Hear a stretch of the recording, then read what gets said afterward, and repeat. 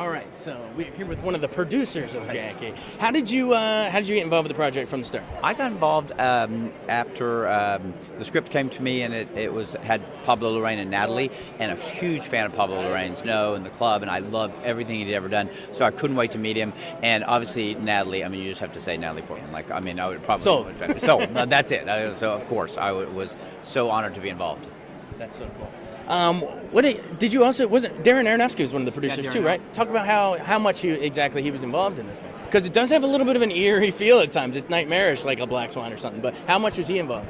Yeah, I mean, I think I think you're exactly right. I think he was involved really early on with the script and getting Natalie. He'd worked with her in Black Swan, getting her involved, and Pablo, he'd seen his movie and got him involved. So I think in the beginning stages, it was so important to find all the right people. So he was really involved.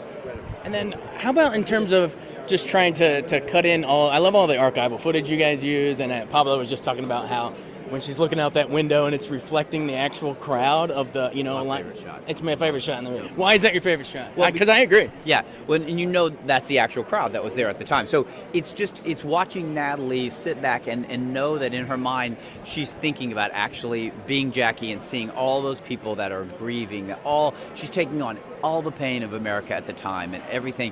And to watch Natalie do it, she just loses herself. She just becomes Jackie, and in that moment to know that the real footage is going by her is really incredible. Yeah. How much of the final film, I've seen it twice already, and I want to see it again, but how much of it is, reflective of the original script? Was there anything added? Was that framing device always there?